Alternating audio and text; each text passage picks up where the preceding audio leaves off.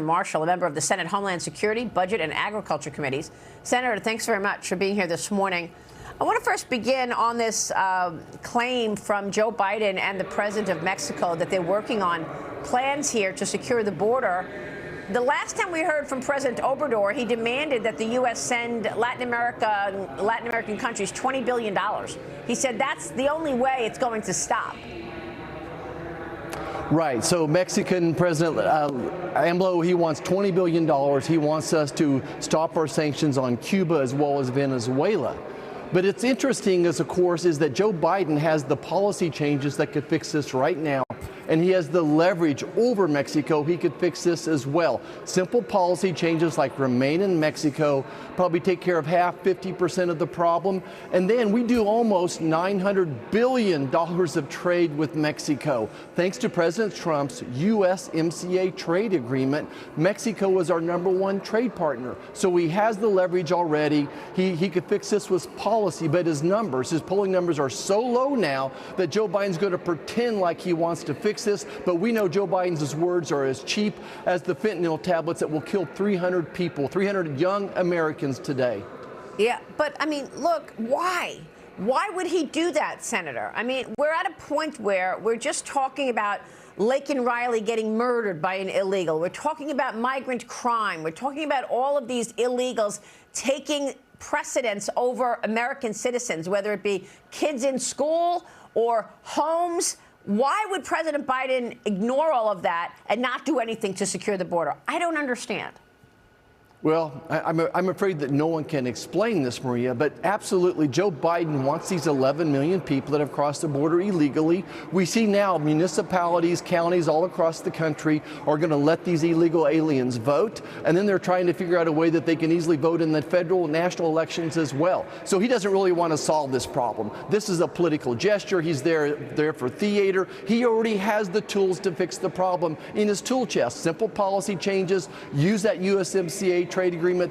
That's what would fix the problem. This is all political theater. What a stunning, incredible moment in time. I mean, Senator, you questioned Homeland Security Secretary Alejandro Mayorkas about this last week and the administration tracking illegal migrant gotaways. Let's listen to that. I want to get more on that from you. Watch. Under oath today, I'm asking you, has this technology been operational since you took the post? I would like to get back to you if there's any deficit in its operational capability. Senator, I'd be pleased to get back to you on that. Has the system ever gone down under your tenure? I'd be very pleased to provide you with that subsequent to this hearing. How could you not know that? How could you not know what type of, is it been down once or twice? Has it been down for weeks at a time, months at a time? Senator, it sounds like you know that the technology isn't working as well as it should. What do you want to tell us? Well, you and I have both been to the border multiple times, Maria, and that technology is set up to help count the known gotaways. So we're probably at well over 2 million known gotaways that have been to this country that the Border Patrol officers are seeing, or this technology equipment has seen as well.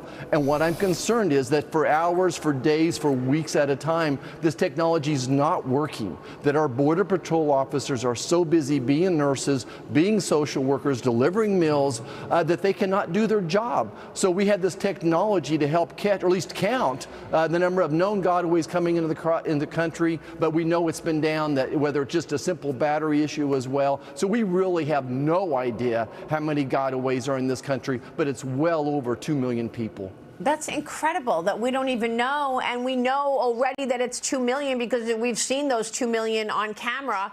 Who knows how many we haven't seen? Yeah, that's exactly right. And then these are the people that have never been vetted. And of course, the gotaways are the people that are the professional criminals. They're bringing across the fentanyl. They're doing the human trafficking. Those who the gotaways are. And I'm sure that they're a big part of this crime tick this uptick we're seeing in crime as well.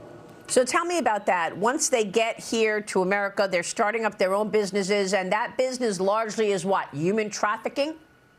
Yeah, so it's kind of all the above. Of course, what's really growing now are the illegal marijuana farms. Unfortunately, next to my home state of Kansas and Oklahoma and Colorado, I'm seeing it all the way in Maine as well. So there's 140,000 Chinese nationals we've seen cross the border. A lot of those are employed at those weed growing, marijuana growing farms as well. They're involved in the human trafficking, and then don't forget as well the money laundering for both the cartel as well as the human trafficking. So there's plenty of illegal jobs, unfortunately, in America, because, and it all goes back to this open border, Maria. You know that, but it all goes back to the open border. And as one of the police officers told me at a crime roundtable, we're not going to be able to arrest ourselves out of this particular problem. Wow, it's just incredible, the crime and the position that this country has become in as a result of this open border. This morning, meanwhile, we're watching the happenings at Columbia. Columbia officials have asked students and professors not to come in today after a group of anti-Israel protesters broke into the Hamilton Hall building at Columbia. This is an academic building at Columbia University in New York City. Protesters smashed windows. A group called Columbia University Apartheid Divest say they are occupying the hall and are renaming it now Hins Hall. They are renaming the hall. This morning, protests also broke out at UNC Chapel Hill campus. Senator, your reaction to what's taking place? And by the way, Chuck Schumer's silence on this issue has become deafening. Yeah, absolutely deafening. Where's Joe Biden on this? Where's the university president? Look, these rioters are breaking the law. But additionally, the university presidents are breaking the law as well. They need to be held accountable as well. It is time for the police to step in. It's time for the National Guard to step in. I go back and always look at, well, what did President Reagan do when he was governor? He stepped in on this situation. What did President Eisenhower do in a similar situation in 1954? You have to stop the illegal crimes. We are not a land of lawlessness, and that's what we're seeing right now. If you are not a student and you're on campus, you're trespassing, throw them in jail. If you're an illegal alien and you're there in that campus, you need to be deported. And then let's hold those university presidents accountable as well. Really, what a moment in time. Senator, thank you. We'll be watching your work. Senator